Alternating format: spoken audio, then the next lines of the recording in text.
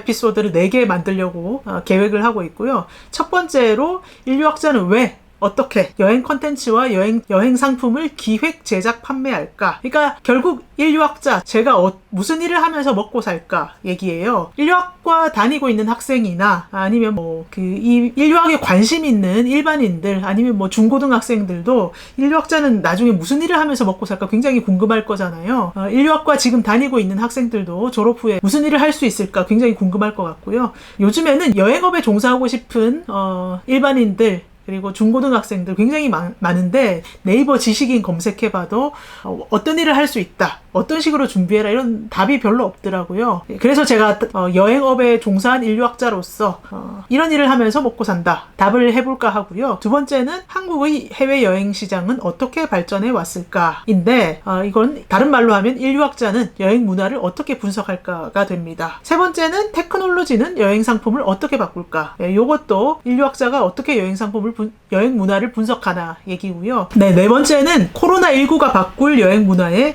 인류학도는 어떻게 참여할 수 있을까인데요. 꼭 코로나19만 얘기하는 건 아니에요. 코로나19가 미래의 흐름을 좀 더 가속화시켰다는 생각, 코로나19가 미래의 흐름을 좀 더 빨리 갖고 오긴 하는데 어차피 가야 될 미래의 방향으로 가고 있기 때문에 미래의 여행업계에서 일하는 법, 이렇게 표현해도 될 것 같습니다.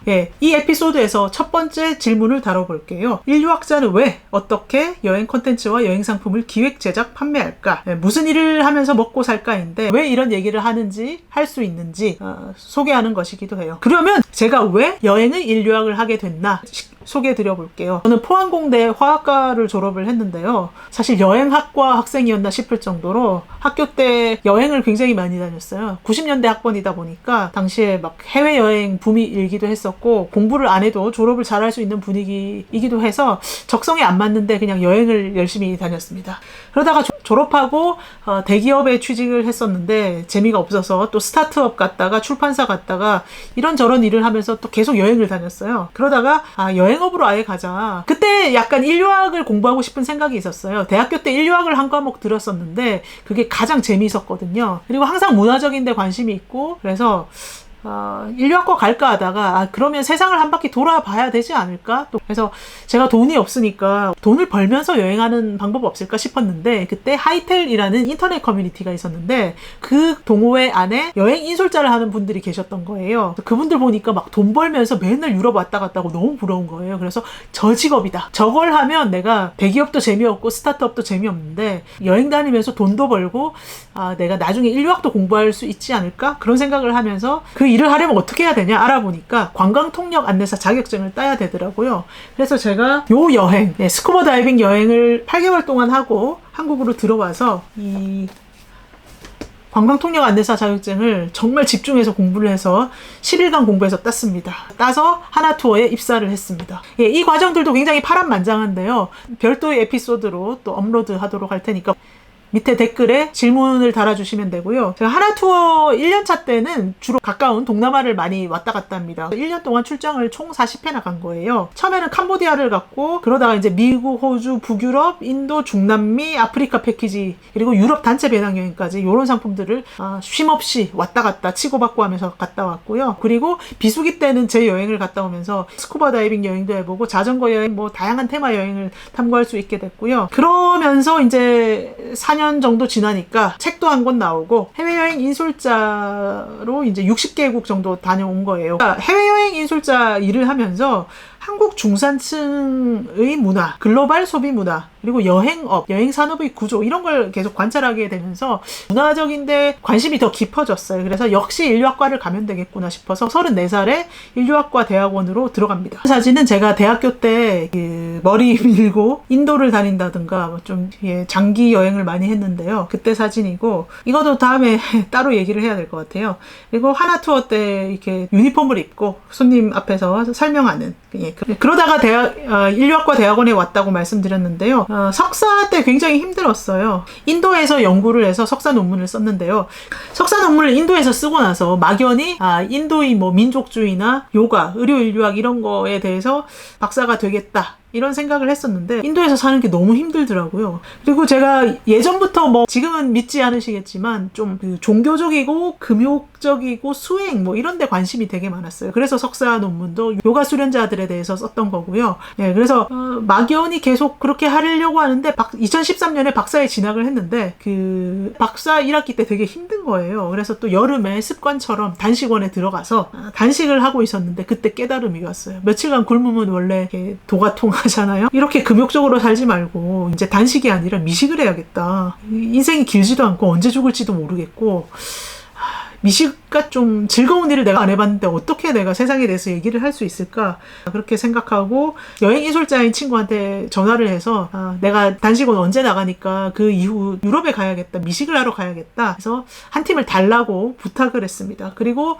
단식원 나와서 며칠 있다가 바로 출장이 잡혔어요. 그래서 단식원 나오자마자 계속 인터넷 서칭을 하고 엑셀 파일로 정리를 해서 출장을 했죠. 제가 단체 배낭 여행을 인솔자로 갔잖아요. 그러면 제 경비는 안 듭니다. 그리고 출장비가 나와요. 제 인건비. 저는 왜냐하면 노동하러 갔으니까. 근데 단체 배낭 여행이 인건비가 많이 들어오진 않지만 자유시간이 있거든요. 이 상품을 골라서 간 이유가 그 자유시간에 미식을 하려고 그런 거죠. 그래서 번 돈을 다 미식에 쏟아붓고 가자. 그래도 저는 손해보는 거 하나도 없고 그 경험을 남기고 가는 거잖아요. 사실 이전에 하나 투어를 다닐 때는 선배들이 하듯이 그 돈도 아껴서 오려고 뭐 보러 다니지도 않고 호텔방에서 막 책 읽고 있고 그러고 있었는데 단식 중에 깨달은 거예요. 인생을 그렇게 살지 말자. 순간순간을 소중히 여기자. 번 돈은 다 유럽에서 미식으로 쓰고 경험으로 전환시켜서 가자. 그렇게 결심을 하고 단체 배낭 인솔을 한 거죠. 그때 경험한 것들을 제가 페이스북에 올렸는데 갑자기 문화적 자본이 되고 사회적 자본이 된다는 게 느껴지는 거예요. 갑자기 뭐 친하지도 않았던 사람들이 자꾸 친하게 지내자고 하고 밥 먹자고 하고 미식가로 보이니까 인상이 좋아졌나 봐요. 그때는 몰랐어요. 제가 뭘 하게 될지. 지금처럼 막 강연도 하고 방송도 하고 해야 될지 꿈도 못 꿨고요. 그냥 이게 뭔가 재밌네. 이게 뭔가 자랑할 거리가 되네. 일거리를 개척할 가능성을 좀 눈을 떴던 것 같아요. 네. 그러면서 내가 여행 연구를 해야겠다 이런 생각이 들었는데 당시만 해도 굉장히 두려운 생각이었어요. 왜냐하면 한국에서 여행을 전면에 걸고 연구하는 사람은 없었어요. 뭐 베트남이나 뭐 태국이나 이런 곳의 심각한 문제를 연구하다가 여행을 가끔씩 이제 곁다리로 연구하는 분들은 계셨지만 이렇게 미식을 하면서 좀 과감하게 있다 보니까 왜 안 돼? 이런 생각이 들었고 좀 발랄한 박사과정 선후배들이 격려를 해줬어요. 아니 적성에 잘 맞는 거하고 즐겁게 살라고 이게 더 잘 될 것 같다고 뭐 그렇게 괴로운 연구만 해야 되냐. 그때 그리고 오타쿠 연구자로 유명한 김효진 박사님의 강의를 들었어요. 이분은 하버드 박사신데 실제로 일본 만화 오타쿠입니다. 정말 만화에 빠져가지고 만화를 파고 그러다가 일본의 오타쿠 문화를 연구하고 자기가 좋아하는 거랑 그거를 학문 그러니까 업으로 하는 덕업일치를 하시니까 정말 즐겁게 사시더라고요. 그래서 저도 여행 인류학으로 덕업일치를 해볼까 이 생각을 한 거죠. 그러면 이제 내가 연구를 어떻게 해야 되냐 고민이 되는 거죠. 내 연구가 굉장히 독보적이면서도 쓸모가 있다는 걸 증명해야 되고 이론적으로도 탄탄하다는 걸 보여줘야 되는데 그러면 어디 가서 연구를 할 것인가.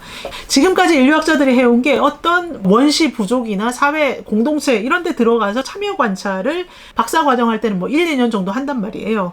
근데 그걸 그대로 적용시키면 제가 아마 여행사라든가 여행 커뮤니티 같은 데 가서 1년이나 2년 정도 참여 관찰을 할 수 있겠죠. 근데 한국에 있는 여행사에서 대학원생이 들어와서 뭐 연구하는 걸 받아줄까요? 사람들 너무 바빠요. 도시에 있는 우리랑 비슷한 사람들이 제일 무서운 것 같아요. 그래서 제가 거기 가서 막 사인 받고 연구하고 이런 걸 좋아할 것 같지가 않고 만나줄 것 같지도 않아요. 저 대학원생인데 여기 가서 좀 연구 좀 해도 될까요? 안 돼요. 우리는 보안 유지해야 돼요. 하고 안 받아줄 것 같은 거예요.